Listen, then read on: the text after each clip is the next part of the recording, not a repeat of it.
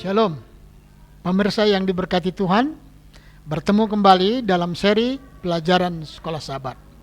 Sebelum kita memulai, mari kita berdoa terlebih dahulu.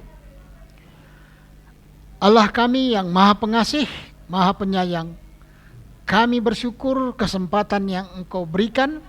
Kami mau belajar firman-Mu pada malam ini, supaya setiap hari kami boleh lebih dekat kepadamu saja.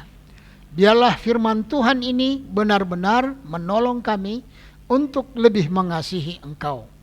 Terima kasih Bapa, di dalam nama Yesus kami berdoa. Amin.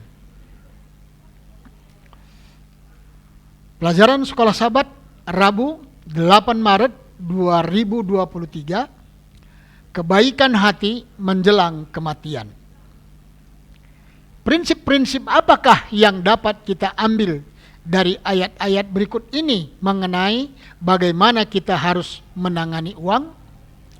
1 Timotius 6 ayat 17 katakan, peringatkanlah kepada orang-orang kaya di dunia ini agar mereka jangan tinggi hati dan jangan berharap pada sesuatu yang tak tentu seperti kekayaan, melainkan pada Allah yang dalam kekayaannya memberikan kepada kita segala sesuatu untuk dinikmati.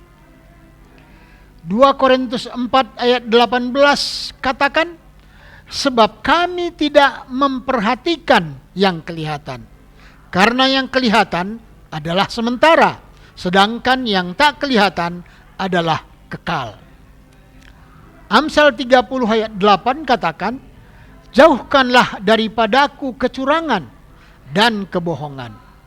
Jangan berikan kepadaku kemiskinan atau kekayaan. Biarkanlah aku menikmati makanan yang menjadi bagianku. Pengkhotbah 5 ayat 10, dengan bertambahnya harta, bertambah pula orang-orang yang menghabiskannya.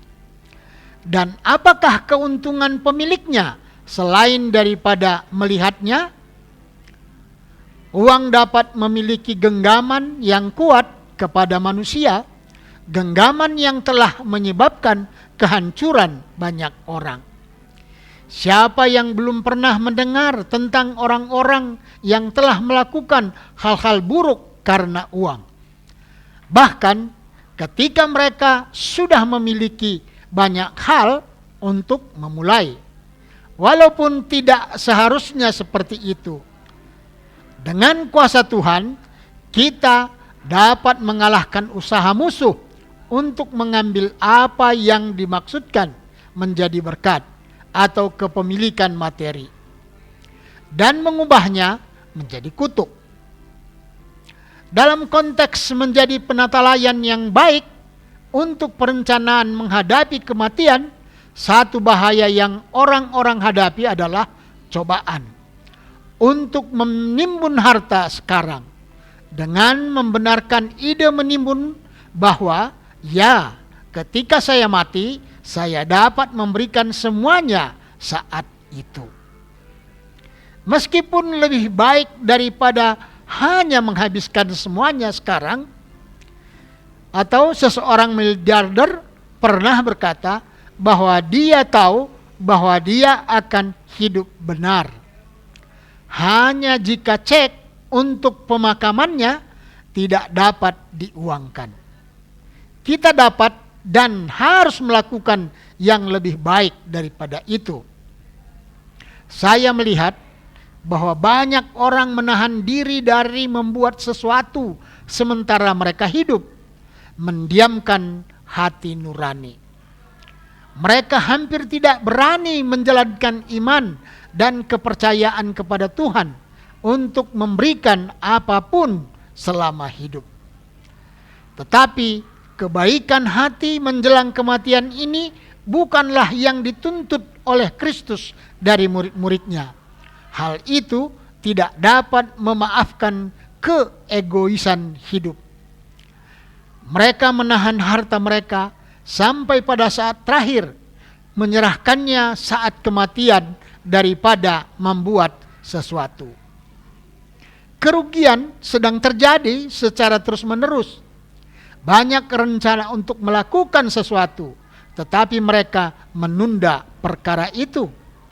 Dan iblis bekerja untuk mencegah sarana itu masuk ke dalam perbendaharaan. Itu hilang sebelum dikembalikan kepada Allah. Dan iblis bersuka oleh karena hal itu. Itulah yang ditulis oleh Ellen G. White di dalam buku Testimonies for the Church, jilid 5 halaman 154. Mengapa kita harus sangat berhati-hati dalam hal bagaimana kita membenarkan cara penggunaan apapun dari berkat-berkat materi yang kita miliki. Tuhan memberkati. Kita berdoa. Tuhan, terima kasih. Kami sudah mendengarkan penjelasan tentang firman-Mu, bagaimana kami harus tetap berhati-hati di dalam mengelola berkat-Mu. Dan biarlah kami boleh lebih berserah sepenuhnya kepadamu. Karena rencana Tuhan pasti. Dan kami pun mau mengikuti rencana-Mu untuk keselamatan kami. Dan biarlah kami boleh melakukan tugas kami. Menolong sesama. Untuk menuntun mereka lebih dekat kepadamu. Berkatilah kiranya seluruh pemirsa dimanapun berada. Supaya dengan berkat Tuhan kami pun mendapatkan sukacita di dalam menantikan kedatangan-Mu yang tidak lama lagi. Terima kasih Bapa, karena kami percaya Tuhan berikan yang terbaik bagi kami. Di dalam nama Yesus kami berdoa. Amin.